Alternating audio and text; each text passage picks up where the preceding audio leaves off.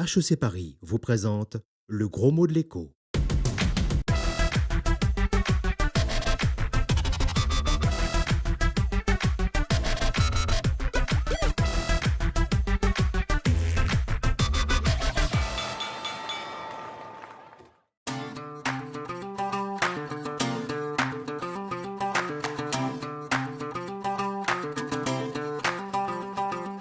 Bonjour et bienvenue dans le gros mot de l'écho. Cette semaine, l'émission bilingue français Charabia économique fait une halte à la station F. Le chantier que vous voyez derrière moi est à l'image du gros mot de la semaine, en devenir. C'est ici, dans cet espace de 34 000 mètres carrés, que grandiront bientôt plus de 1000 startups, un record mondial.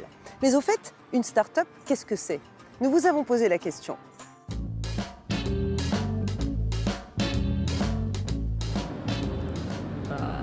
Une star qui passe sur les réseaux sociaux.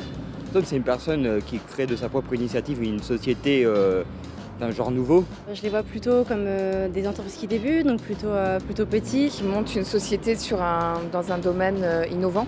La start-up ne gagne pas d'argent au départ, je ne pense pas. Et elle essaye d'avoir des investisseurs. Qui vont investir dans des startups qui sont spécialisées là-dedans. Alors, est-ce que c'est vrai ou est-ce que c'est faux tout ça ? Il y en a un qui est tombé dans les startups quand il était petit, c'est Jean-Rémy Grattadour, l'actuel directeur du centre digital d'HEC.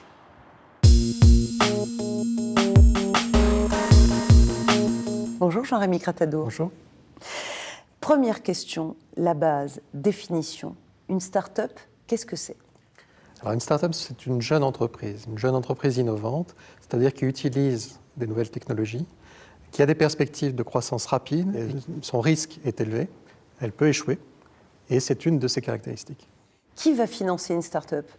Sur ce marché incertain, au départ, elle n'est pas rentable, elle a besoin d'investir, de tester une première expérience de son produit, et pour ça, elle utilise généralement des fonds d'investissement privés. Parce que les banquiers n'y vont pas ? Parce que les banquiers ont plutôt tendance à proposer des prêts avec des remboursements mensuels qui supposent d'avoir des revenus réguliers dès le départ. Est-ce que, par exemple, Twitter est une start-up ? Alors Twitter est une start-up, mais une start-up qui est cotée en bourse et dont la particularité aujourd'hui est d'avoir encore des difficultés à imposer son modèle économique. Ça veut dire qu'elle n'est pas rentable, Twitter ? Elle ne gagne pas d'argent ? Alors à ma connaissance, aujourd'hui, elle n'est pas rentable.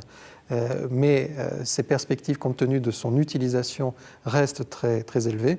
Et donc, ça reste une des startups importantes aujourd'hui sur le marché.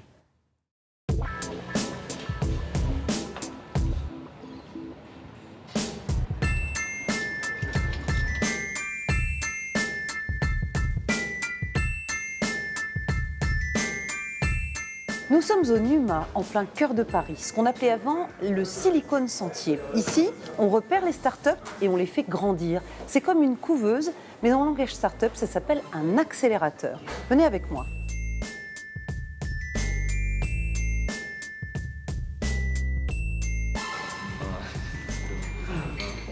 Bonjour Olivier Mougenot. Bonjour. Bonjour Mohamed Awash. Bonjour, enchanté. Enchanté. Donc, nous sommes dans un accélérateur. Vous êtes un dirigeant du NUMA. Et vous, Mohamed Awash, vous êtes le père génétique, en fait, d'une start-up, d'un bébé entreprise. Vous l'avez appelé Storefront, anciennement d'ailleurs Pop-up Imo. Qu'est-ce que c'est que cette entreprise ? On est très simplement le leader mondial de la location éphémère d'espaces commerciaux. On est comparé à juste titre à un Airbnb du local commercial. D'accord. Alors vous me dites très simplement leader mondial. J'imagine que quand vous vous êtes rencontrés, quand vous êtes arrivé dans cet accélérateur et que vous avez rencontré Olivier Mougenot, vous n'étiez pas leader mondial. Comment s'est passée cette rencontre ? Donc on a un appel à candidature qui a lieu qui commence généralement 4 mois avant le début du programme. On reçoit des dossiers et puis après ça on rencontre les entrepreneurs pour en savoir plus sur leur projet, pour qu'ils nous parlent de leur équipe, du problème qu'ils veulent résoudre, du marché qu'ils cherchent à adresser. Et c'est dans ces appels à projets, dans ces entretiens qu'on a des coups de foudre pour des projets comme Storefront. Donc, coup de foudre, j'imagine, réciproque. Vous, Mohamed Awash, vous étiez évidemment fou de joie d'avoir été sélectionné. Vous étiez venu chercher quoi ici ? On recherchait donc du mentoring, donc des personnes expérimentées qui puissent nous accompagner dans la transformation du business model. On recherchait également donc un positionnement de notre boîte comme le leader français. Et également, on recherchait un programme d'accélération. On voulait aller plus vite. Et Nouma nous a permis donc d'aller beaucoup plus vite en 4 mois qu'en 12 mois. Alors tout ça, c'est pas du bénévolat non plus, hein. Vous vous rémunérez les uns les autres, il y a des intérêts croisés. Comment ça marche ces intérêts? Qui donne quoi, qui reçoit quoi? Alors nous, on leur offre un programme d'accompagnement qui nous coûte de l'argent. Et en échange de ce programme, on demande à devenir actionnaire de chacune des startups à hauteur de 5%. Et vous considérez que c'est gagné à quel moment? Il y a un deuxième événement heureux qui se concrétise, et c'est une levée de fonds. Donc après 5 ans, près de 65% de nos startups ont levé des fonds, en moyenne 1 million d'euros. Très heureux de cet historique. Maintenant, on n'est pas à 100%. Voilà, j'espère que vous avez bien compris ce que c'est qu'une start-up. Donc si on résume... Une start-up, c'est un bébé entreprise, une sorte de poussin geek, très branché nouvelles technologies, et qui veut devenir un poulet de compète. Dès qu'il sort de l'œuf, notre poussin a l'esprit pionnier. Il s'aventure dans des coins inexplorés de la basse-cour, à la conquête de nouveaux marchés. Pour se débarrasser définitivement de sa coquille, il doit faire un séjour dans une couveuse, un incubateur ou un accélérateur en langage start-up. Le poussin partage alors ses idées et donne des parts de son affaire à l'accélérateur. En échange, il reçoit des tas de conseils et recueille des fonds. Autant d'hormones de croissance qui vont lui permettre d'attirer à la fois des utilisateurs et d'autres investisseurs.